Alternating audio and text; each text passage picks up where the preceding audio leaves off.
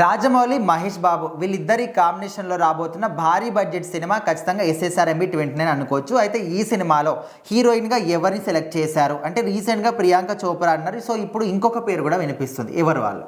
So యాక్చువల్గా first అయితే ఇది ఒక గ్రాండ్ స్కేల్లో 1000 కోట్ల భారీ బడ్జెట్తో రాజమౌళి గారు అలాగే మహేష్ బాబు గారితో తీస్తున్న మొదటి సినిమా. అంటే మహేష్ బాబు గారు ఇప్పుడు దాకా పాన్ ఇండియా టచ్ చేయలేదు, డైరెక్ట్ రాజమౌళి గారిని పెట్టుకుని పాన్ వరల్డ్ టచ్ చేస్తున్నారు అనమాట.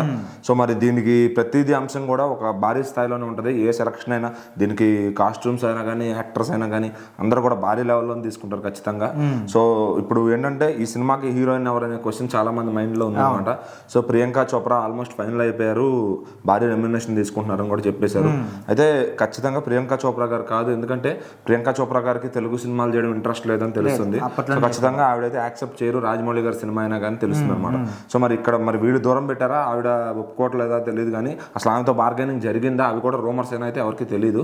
సో ఖచ్చితంగా దుర్గా ఆర్ట్స్ అనే ఒక నిర్మాణ సంస్థ ఈ సినిమాని భాగస్వామ్యం అయ్యారనమాట ఖచ్చితంగా. సో ఇంకో సెకండ్ ప్రొడ్యూసర్ కూడా ఉంటారు, అది డివి మూవీస్ ఇంకెవరైనా జాయిన్ అవుతారా, ఆర్కా మీడియా వాళ్ళు జాయిన్ అవుతారా, బాహుబలి ప్రొడ్యూసర్స్ ఎవరైనా తెలియదు. 1000 కోట్ల బడ్జెట్ అంటే ఒక్క మీద కాదనమాట.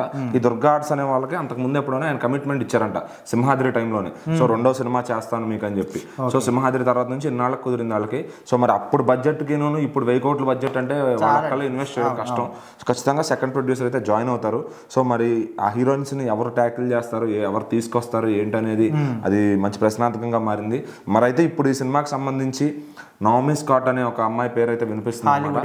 ఆవిడ హాలీవుడ్లో యాక్ట్ చేశారు, కొన్ని మంచి మూవీస్ కూడా తెలుగులో కూడా పాపులర్ అయినాయి చాలా మూవీస్. అంటే మా తెలుగు వాళ్ళకు కూడా సుపరిచితమైన మూవీస్ అవి.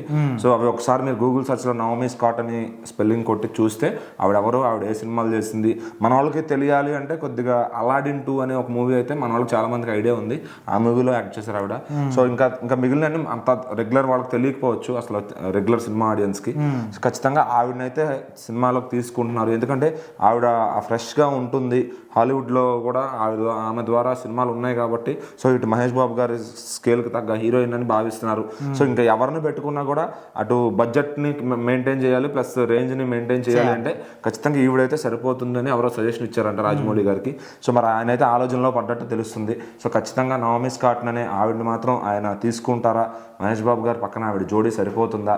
సో మరి SSMB 29 షూటింగ్ అనేది ఎప్పుడు ప్రారంభం అవుతుంది, దాంట్లోకి హీరోయిన్ ఇంకా తదితర నటీనటులు ఎప్పుడు వస్తారు, ఇదంతా కూడా మనం వెయిట్ చేయాల్సిందే.